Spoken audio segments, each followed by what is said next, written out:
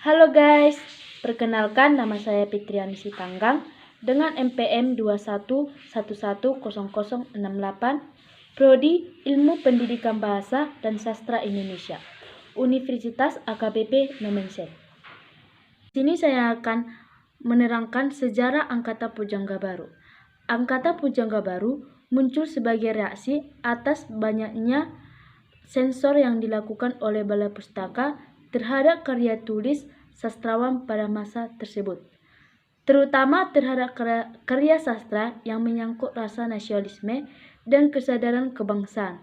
Angkatan Pujangga Baru pada tahun 1930 sampai tahun 1942 dilatar belakangi kejadiannya bersejarah Sumpah Pemuda pada tanggal 28 Oktober tahun 1928.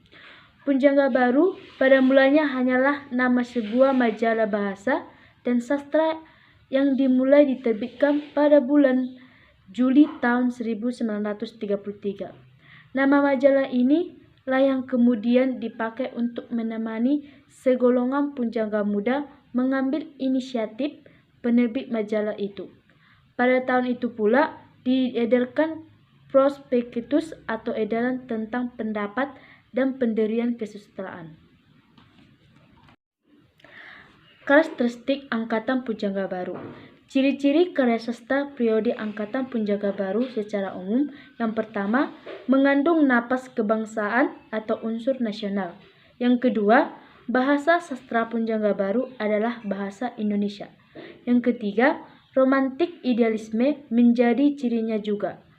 Dalam melukiskan sesuatu dengan bahasa yang indah tetapi sering terasa berlebihan. Yang keempat, pengaruh asing yang cukup kuat adalah negeri Belanda yang kebetulan pada saat itu berkuasa di Indonesia. Sumbangan Pujangga Baru dalam perkembangan sastra Indonesia sehubungannya dengan penerbitan sastra dalam majalah Pujangga Baru. Maka dapat dikemukakan beberapa sumbangan di bidang sastra. Yang pertama, penyair-penyair Pujangga Baru telah mengadakan pembaruan di bidang puisi, baik dalam bentuk maupun isinya. Yang kedua, karangan roman dalam bentuk novel mulai diperkenalkan pengarang, di mana ceritanya sudah dimulai dipersoalkan di kehidupan modern. Yang ketiga, karangan cerita pendek sudah menghiasi kesusastraan Indonesia. Yang keempat, munculnya kritik dan esai-esai kebudayaan. Yang kelima, munculnya kritik dan esai tentang kesusastraan Indonesia.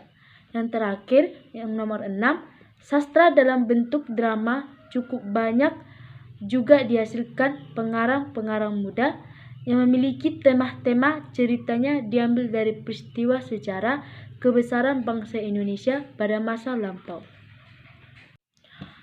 Tokoh-tokoh periode Angkatan Pujangga Baru. Yang pertama, Amir Atja. Amir Atja memiliki puisi yang pertama, Nyanyi Sunyi, pada tahun 1937. Yang kedua, Buah Rindu pada tahun 1941. Yang ketiga, Setanggi Timur pada tahun 1939. Yang kedua, Sultan Takdir Alih Jabana. Yang pertama, Dian Tak Kunjung Pandang pada tahun 1932. Yang kedua, Tebaran Megah Kumpulan Sajak pada tahun 1935. Yang ketiga, Layar Terkembang pada tahun 1936. Yang keempat, Anak Perawan Jarang Penyamun pada tahun 1945. Yang ketiga, J.E. Tatengkeng. Yang pertama, Rindoe Dendam pada tahun 1934. Yang keempat, Hamida. Nama sebenarnya adalah Fatimah Ahsan Delais. Yang puisinya pertama, Kehilangan Mestika pada tahun 1935. Yang kelima, Admin Pane. Puisinya yaitu Belenggu pada tahun 1940.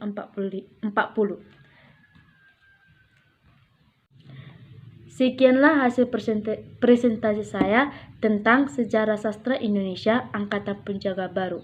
Jika ada tutur kata yang salah, mohon dimaklumi. Semoga bermanfaat. Terima kasih. Dadah.